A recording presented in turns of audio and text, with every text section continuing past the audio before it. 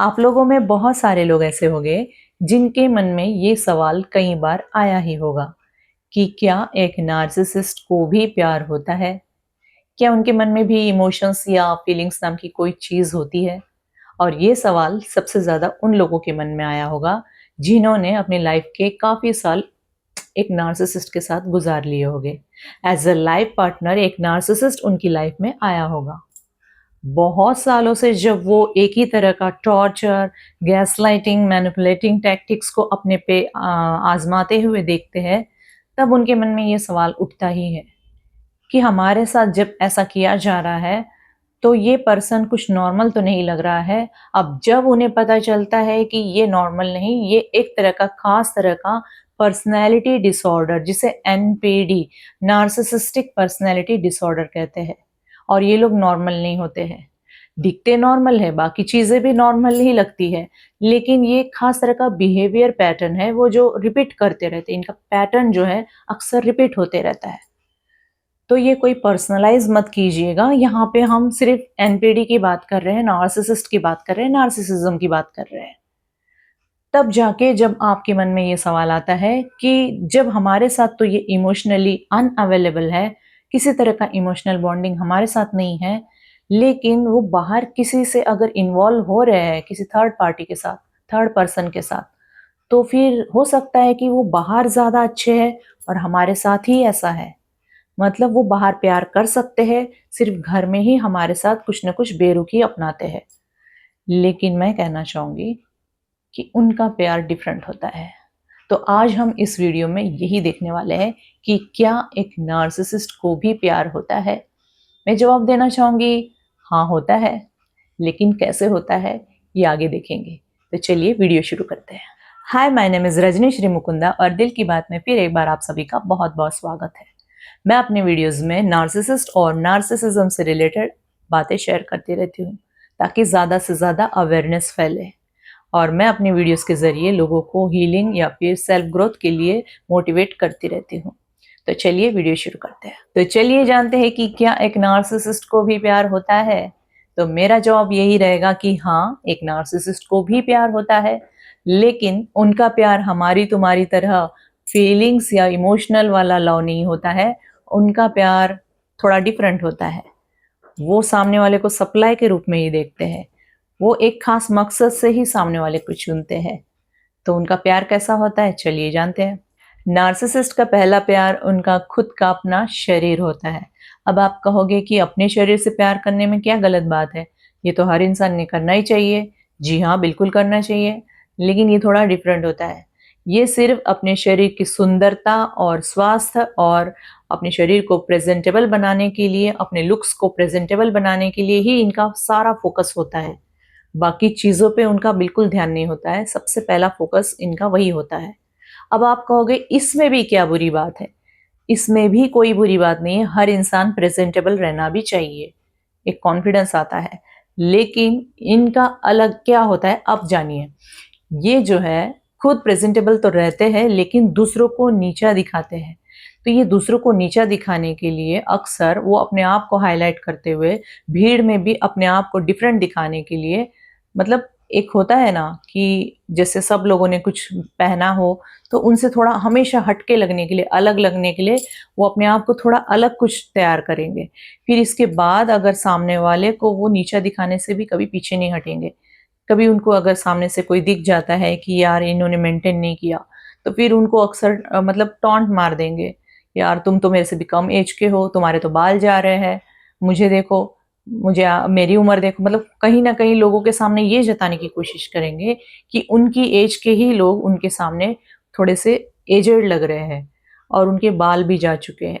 मतलब कहीं ना कहीं उनके बातों में ये दिख पड़ता है कि वो खुद को हाईलाइट तो करते हैं, साथ में दूसरों को नीचा भी दिखाते हैं। तो एक नॉर्मल व्यक्ति ये काम बिल्कुल नहीं करेगा, उसको सिर्फ खुद पे फोकस करना रहेगा। अगर एक नॉर्मल व्यक्ति रहेगा तो वो टारगेट किसी और को नहीं करेगा, सबसे पहले खुद पे फोकस करेगा, खुद के भले के लिए देखेगा। लेकिन इससे दूसरों को नीचा दिखाने वाली हरकतें एक नॉर्मल व्यक्ति कभी नहीं करेगा।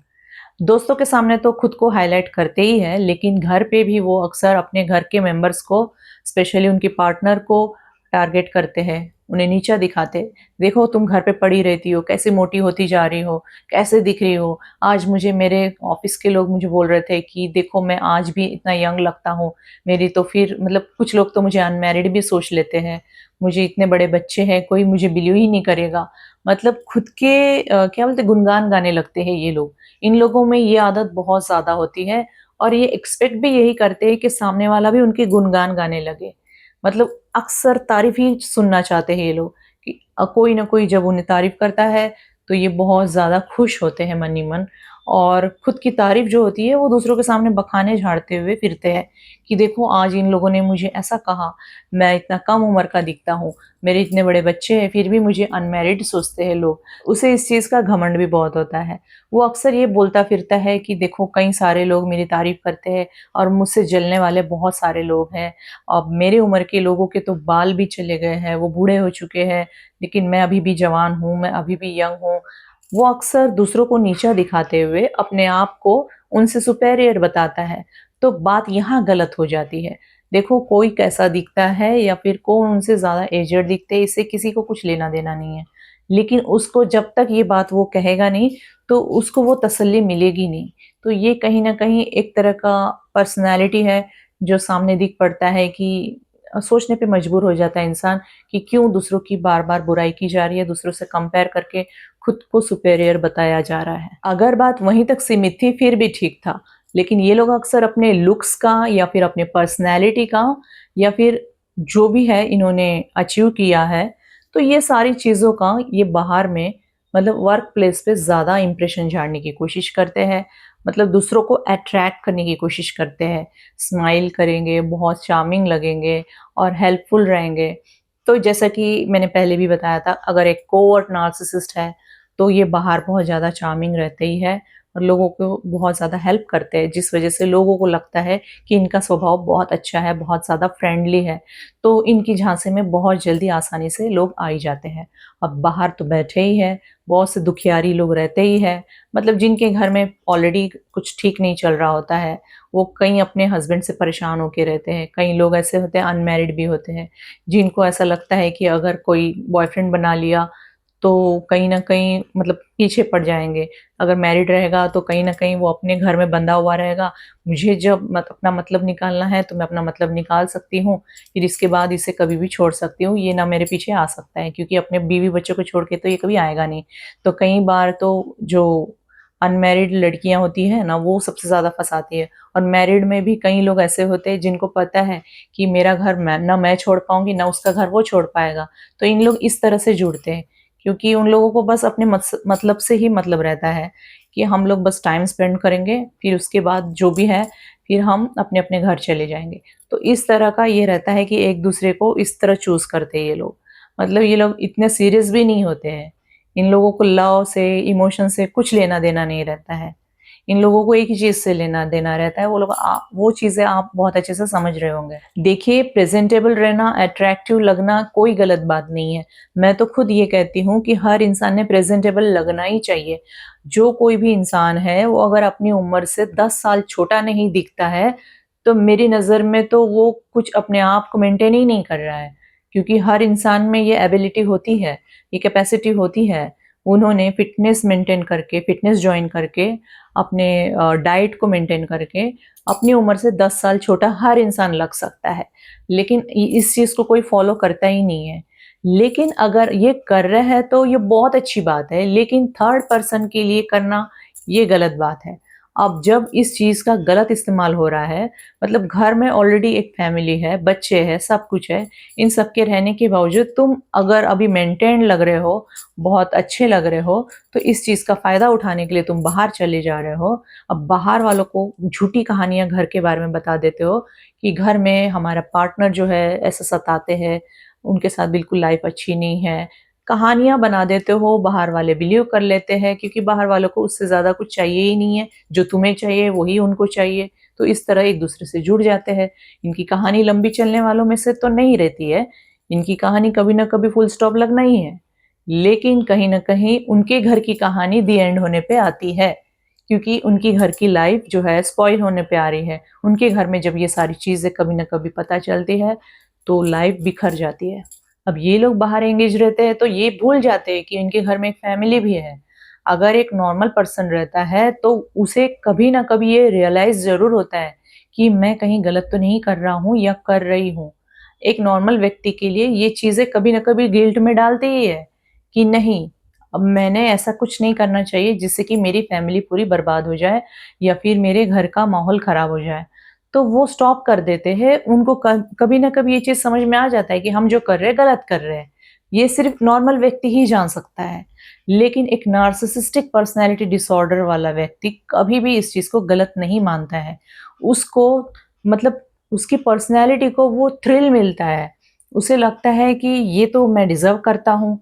यार मैंने बहुत अच्छा मतलब बॉडी बना लिया है, मैं बहुत अच्छा लुक्स है मेरा और या फिर सब मेरी तारीफ़ करते हैं, मैंने इतना अर्निंग कर लिया है, ये सब कुछ जो है घर, बंगला, गाड़ी, ये सब कुछ तो है मेरे साथ लाइफ़ में और मेरी फैमिली को किस चीज़ की कमी है? सब कुछ तो मैं दे रहा हूँ। तो फिर मैं जब उन लोग के लिए कम नहीं कर रहा हूँ, तो फिर अब मैं डिज़र्व करता हूँ। ये सारी चीज़ें मैं लाइफ़ में कर सकता हूँ और लोग भी तो कर रहे हैं, सारी दुनिया तो ये सब कर रही है। तो मैं कर लिया तो क्या गलत कर लिया? ये तो मन है, मन तो भटकता ही है। बाद में कहानियाँ सुना देंगे, भटक गए थे करके। उनके मन में पहले से सारे जवाब रेडी भी रहते हैं और वो कभी गिल्ट में आते भी नहीं हैं। अब एक नॉर्मल पर्सन में और एक नार्सिसिस्ट पर्सन में बहुत ज़मीन आसमान का फ़र्क होता है। 4 दिन की तो ज़िंदगी है, उसके बाद जवानी ढल जाएँगी, फिर बुढ़ापा आ जाएगा, फिर कौन पूछेगा? बुढ़ापा आने से पहले क्यों ना लाइफ़ एन्जॉय कर ली जाए? अब अगर घर में पता भी चल गया तो बहाने मार देंगे भाई। बीवी है, छोड़ के कहाँ चली जाएँगी? बच्चे जो है, बच्चों को छोड़ के तो वो जा नहीं सकती और वो फाइनेंशियली तो इंडिपेंडेंट है ही नहीं, क्योंकि मैंने उसे फाइनेंशियली कभी स्टेबल होने दिया ही नहीं। तो कैसे जाएँगी मुझे छोड़ के?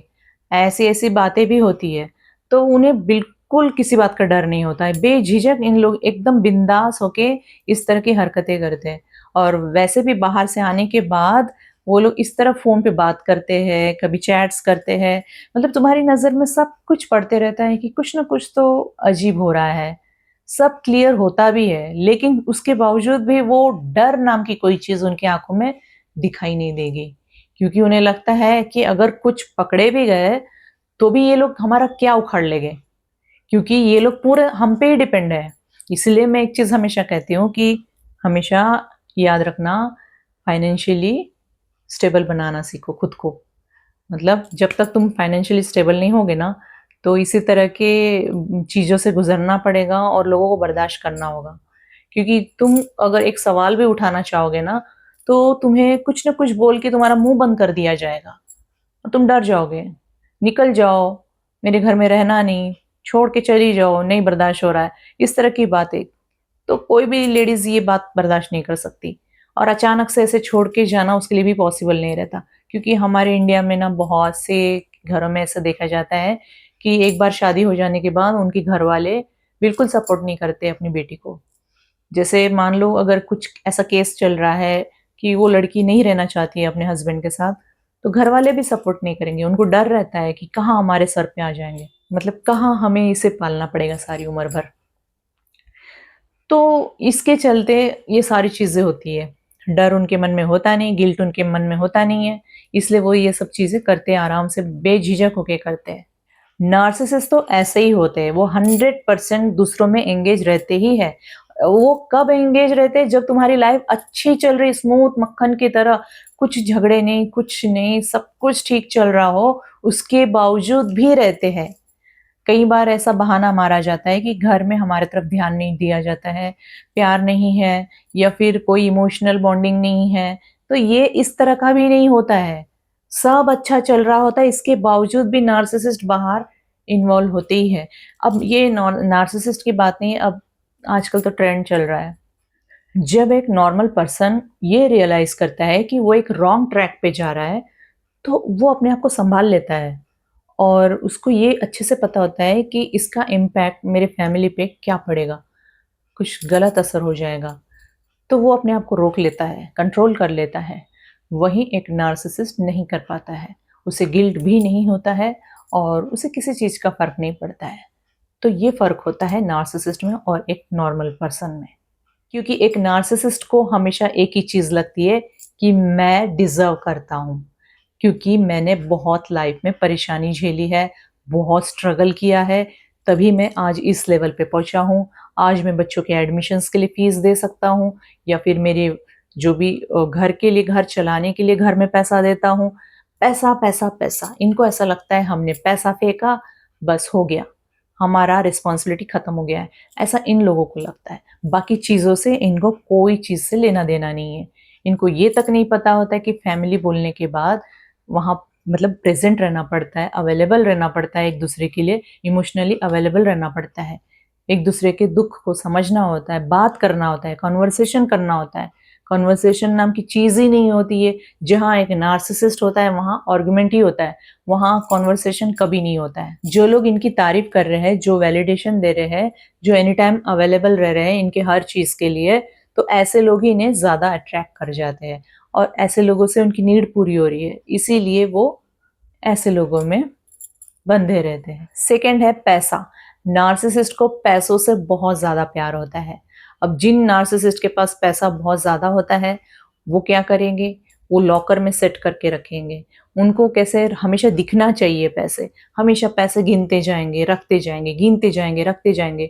मतलब कब पैसा और बढ़ेगा या फिर वो सेविंग अकाउंट्स कुछ रहेंगे तो बैंक के लॉकर में रखने की कोशिश करेंगे। तो ये चीज़ें अक्सर उनको खुशी देते हैं कि मेरे पास इतना पैसा है, मतलब वो उनका पावर दिखाता है पैसा मतलब। तो वो चीज़ों के पीछे वो भागते रहते हैं। अब अगर मान लो घर में कुछ इमरजेंसी आई, अगर किसी ने उनके सामने हाथ फैलाया कि मुझे इतने पैसों की ज़रूरत है, तब पैसा होते हुए भी वो ये जताने की कोशिश करेंगे कि तुम मतलब मुझसे पैसा माँग रहे हो। क्या ये ज़रूरी है? इतना ज़रूरी है ये खर्चा? ये करना ज़रूरी है? तो वो अक्सर हिसाब गिनाएँगे, हर चीज़ का हिसाब रखेंगे। तुम्हारे हाथ में पैसा तो ज़रूर देंगे लेकिन इसके पीछे उनका एक मकसद रहेगा कि तुम्हें इसके बाद उनकी बात माननी होगी, जो भी चीज़ में वो तुम्हें दबाने की कोशिश करेंगे, तुम्हें वो सुनना होगा क्योंकि वो अक्सर पैसे देने के बाद ये चीज़ें ज़्यादा करते हैं। मान लीजिए तुमने कुछ उनसे हेल्प ली है कि तुम्हारा कुछ काम अड़ जा रहा था, तुम्हारे पास पैसा नहीं था, तुमने उनसे फाइनेंशियली कुछ मदद लेने की कोशिश की। देखिए, एक नार्सिसिस्ट जो है कभी भी अपने पार्टनर को फाइनेंशियली स्टेबल होने नहीं देते। तो ऑब्वियस सी बात है वो अपने पार्टनर से ही हेल्प लेंगे। जब वो फाइनेंशियली मतलब जो भी उनसे पैसों की हेल्प लेने की कोशिश करेंगे, तो वो दे तो देंगे, इतनी आसानी से तो पहले वो देते नहीं है। अगर दे दिया मान लो तो इसके बाद वो हर खर्चे को गिनाते रहेंगे और उनको ये जताते रहेंगे कि तुम मुझ पे डिपेंड हो। मैंने तुम्हारे नाम पे इतना खर्चा किया। तो अक्सर मतलब उनको गुलामों की तरह ट्रीट किया जाता है। पैसों के बदले मतलब तुम्हें उनकी गुलामी करनी होगी। ये समझ जाइए एक नार्सिसिस्ट इस तरह की टैक्टिक्स को अपनाता है। मतलब वो एक पावर में रहना चाहता है एनी टाइम। अगर किसी घर में पैसों की कोई कमी नहीं है, इसके बावजूद भी लोग ऐसी ज़िंदगी जी रहे जैसे कि उनके पास बहुत चीज़ों की कमी है। मतलब 4 पैसे खर्च करने के लिए बहुत बार सोच रहे हो। या तो वो कंजूस किस्म की फैमिली होती है या फिर वो नार्सिसिस्ट की फैमिली होती है। एक नार्सिसिस्ट इस तरह पैसा खर्च करने कभी नहीं देगा। वो खुद के लिए खर्च करेगा, ब्रांडेड चीज़ें लेगा, खुद के लुक्स पे खर्च करेगा, खुद के जो भी कपड़े हैं उस पे भी खर्च करेगा ब्रांडेड चीज़ों पे, जूते, शॉपिंग्स जो भी तरह की हैं। लेकिन वो अपनी फैमिली के लिए 10 बार उस चीज़ के लिए सोचेगा और जताएगा कि ये जो खर्चा है तुम इतना खर्चे में ही सब निपटा लेना है, सबका ये चीज़ आ जाना चाहिए। तो पैसों के लेके यहाँ पे वो कभी न कभी जताता ही है और अक्सर जताता है। बच्चों की एडमिशन्स के लिए मान लीजिए उसने बहुत खर्चा किया है, तो ये चीज़ लाइफ लॉन्ग गिनाते रहेगा। अभी पता नहीं चलेगा लेकिन जैसे-जैसे साल बीतते जाएँगे, वो ये जताएगा ज़रूर कि मैंने तुम्हें अच्छे से अच्छे कॉलेज में एडमिशन दिलवाया था, मैंने तुम्हारे स्टडीज़ के लिए इतना खर्चा किया था। जब वो बच्चे बड़े भी हो जाते हैं, जॉब करते हैं, तब भी उन्हें ये चीज़ें गिनाई जाती है कि मैंने तुम्हारे लिए इतना कुछ किया था। अब तुमने मेरा ख़्याल नहीं रख रहे हो, अब तुमने मेरे लिए करना चाहिए। तो लाइफ़ लॉन्ग उनका यही ड्रामा रहता है। मतलब एक बार के लिए पैसे इन्वेस्ट करो लेकिन लाइफ़ लॉन्ग फिर उसके पीछे पड़े रहो, जैसे कि बच्चों ने उनसे कोई उधारी ले रखा हो। तो बच्चों की लाइफ़ भी इस तरह से स्पॉइल कर दी जाती है। अगर उसने घर के लिए भी कुछ खर्चा किया है, तो वो चीज़ उनकी उसके पार्टनर के लिए भी वो सेम चीज़ें अक्सर कहता रहता है। मान लीजिए घर के लिए वो कुछ ऐसी चीज़ ला दिया हो जो पार्टनर के लिए सुविधा की चीज़ हो, तो वो अक्सर जताएगा कि मैंने तुम्हारी सुविधा की चीज़ लाई थी, तो तुम्हें एहसानमंद रहना पड़ेगा मेरा। तो वो अक्सर ये जताता ही है। तो पैसा, पैसा, पैसा करता है, लेकिन वो पैसा जो है, आपको एक दिन वो पैसा ज़हर लगने लगता है। खुद ऐसा लगता है कि नहीं चाहिए इतना पैसा। मान लीजिए कोई मेडिकल इमरजेंसी आ गई है और एक नार्सिसिस्ट से हेल्प लेने की कोशिश करो फैमिली में, तो वो अक्सर ये जताने की कोशिश करेगा कि कितना बड़ा एहसान कर दिया उसने। अब वो बिल्कुल ध्यान नहीं देगा फैमिली की ओर। उसको लगेगा कि मैंने पैसा दे दिया एक अमाउंट, तो मैं अब राजा की जैसी ज़िंदगी जी सकता हूँ। इन लोग मेरे रहम तले दबते रहेंगे। मतलब वो रात बेरात कभी भी घर आएँगे, तब भी आपने कोई क्वेश्चन नहीं पूछना है। अगर वो मान लीजिए थर्ड पार्टी में इन्वॉल्व हो रहे हैं, किसी और से बात कर रहे हैं, तब भी आपने कुछ नहीं बोलना है। उसको ऐसा लगता है मेरे से तो पैसा ले लिए है, तो मेरे से सवाल कोई कर नहीं सकता है। उसको यही लगता है कि इन चीज़ों के बदले मैंने पैसा दे दिया है, तो किसी ने मुझसे इस तरह के सवाल नहीं करना चाहिए और किसी को कोई हक नहीं बनता क्योंकि मैंने इनकी मदद की है। तो मतलब इतना बड़ा सैक्रिफाइस कौन करेगा? पैसों के बदले में कोई अपनी लाइफ को ही सैक्रिफाइस कर देगा? ऐसा तो कोई नहीं करेगा। रात-बेरात कभी भी घर आएँगे, कभी भी पार्टीज़ करेंगे, दोस्तों के साथ घूमने जाएँगे, किसी के साथ फ़ोन कॉल्स में लगे पड़े रहेंगे, जो भी जहाँ भी इन्वॉल्व होते हैं या मैसेजेस पे मैसेजेस किए जाएँगे, तुम्हें सब दिख रहा है, सब पता चल रहा है, उनका आने-जाने का ठिकाना नहीं, कब आ रहे हैं, कब किससे बात कर रहे हैं, लेकिन तुम क्वेश्चन नहीं कर सकते हो क्योंकि तुम अभी उसके रहमो तले दबे हुए हो और जब तुम पूछने जाते हो, तो तब ये दिखा दिया जाता है कि पैसा, मैंने कितना पैसा दिया था, याद है मैंने कितनी मदद की थी, तुम्हारी ज़रूरत के वक़्त मैंने कितनी हेल्प कर दी थी। तो ये चीज़ों के बदले में ये किया जा रहा है, मतलब किस इंसान को पसंद आएगा? कोई इंसान इतना सैक्रिफाइस नहीं करना चाहेगा कि इसके बदले में वो अपना जो हैप्पीनेस है, अपनी जो लाइफ़ है, एक मैरिड लाइफ़ है, उसको ही स्पॉइल कर दे। कौन इंसान चाहेगा ऐसा? यहीं पे स्टॉप नहीं होते, जब तुम उनसे नाराज़ हो जाते हो तो फिर वो पैसे का ही दम दिखाते हैं। मान लीजिए अगर तुम्हें पता चल गया है कि उनका कहीं-कहीं किसी के साथ अफ़ेयर चल रहा है या फिर वो तुम्हारे साथ बहुत ज़्यादा गलत व्यवहार कर रहे हैं, कभी गाली-गलौज कर रहे हैं, कभी हाथ उठा दिया, अब तुम नाराज़गी के साथ चल रहे हो या फिर घर छोड़ने की बात कर रहे हो या फिर रिलेशन तोड़ने की बात कर रहे हो, फिर पैसे का ही ज़ोर दिखाते हैं। पैसों से ही तुम्हें खींचने की कोशिश करते हैं कि मैं तुम्हारे लिए इतना कुछ कर दूँगा, प्लीज़ तुम अब छोड़ के मत जाओ। माफ़ी माँगने का एक वो एक ढोंग करते हैं इस कदर कि आँसू बहा सकते हैं, फिर माफ़ी माँग सकते हैं, फिर उसके बदले में फिर वो पैसों का ही ज़रिया दिखाते हैं कि हम तुम्हारे नाम पे इतना बैंक अकाउंट में पैसा डाल देंगे या फिर हम तुम्हारे लिए कुछ ऐसा बना देंगे जो मतलब उस जैसे तुम कुछ जॉब कर सको या फिर कुछ बिज़नेस छोटा-मोटा स्टार्टअप कर सको, इस तरह का हम तुम्हारे लिए कुछ खर्चा कर देंगे। तुम अपनी लाइफ़ अच्छे से जी सकोगे क्योंकि तुम कहाँ जाओगे? तुम हमें छोड़ के कहीं जाओगे तो कैसे जियोगे? मतलब ह उनकी बातों में ये झलकता है कि हाँ, इन्हें हमारी चिंता होगी, तभी तो हम फाइनेंशियली स्टेबल नहीं हैं। इसे पता है कि हम फाइनेंशियली स्टेबल नहीं हैं और वो हमें स्टेबल करने के लिए हमारे लिए कुछ खर्चा करना चाहते हैं ताकि हम कुछ कमाई कर सकें। लेकिन ये सोच गलत होती है हमारी क्योंकि उसके बाद वो जो टैक्टिक्स अपनाता है, वो सारे ज़माने में दिखा देते हैं कि मैंने ये सब कर दिया है, ये देखिए। मतलब वो सोशल में मतलब जितने भी समाज में लोग होते हैं, वो आस-पड़ोस के लोग या उसके फ्रेंड सर्कल में सबके सामने, तुम्हारे रिश्तेदारों के सामने, सब में ये दिखाएगा कि मैंने इनके लिए इतना पैसा खर्च किया है और मैंने इनके लिए ये सारा सेटअप करके दिया है ताकि ये कुछ अर्निंग कर सके। तो ये चीज़ें देखने के बाद जब तुम ये रियलाइज़ करोगे कि लाइफ़ तो अभी भी ठीक नहीं चल रही है, अब भी लाइफ़ में प्रॉब्लम्स कम कुछ नहीं हुए हैं, तो तुम्हें ये पता चलेगा ये सब तो दिखावा था। ये सिर्फ़ वो दूसरों से जो वाहवाही बटोरनी थी, दूसरों की नज़र में जो उठना था उन्हें कि मैं एक अपने पार्टनर के लिए कितना कुछ कर रहा हूँ, मैं महान हो गया हूँ। मतलब वो चीज़ें दिखाने के लिए ये सब कर रहा था। और ये चीज़ जब तुम समझ जाते हो, तब उनके पैसों से भी तुम्हें कोई इंटरेस्ट नहीं रहता है।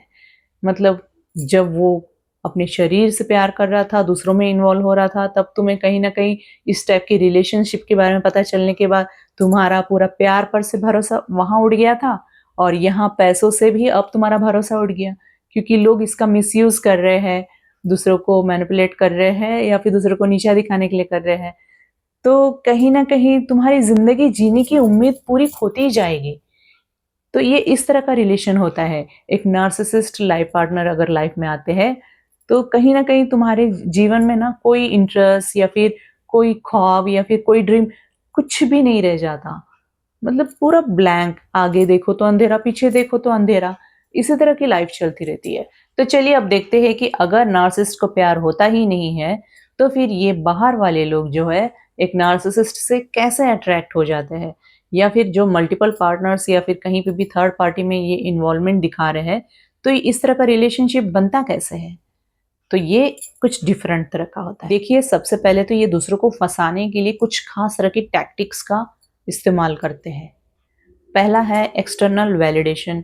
बाहर के जो कोई भी लोग होते हैं, मतलब जिनको भी इन्हें फंसाना होता है, ये उन लोगों को बहुत ज़्यादा तारीफ करेंगे और बहुत ज़्यादा उन पे टाइम स्पेंड करेंगे और उनको ऐसा फील कराएंगे कि हम तुम्हारे लिए एनी टाइम अवेलेबल है, हम तुम्हारी प्रॉब्लम्स को समझ रहे हैं।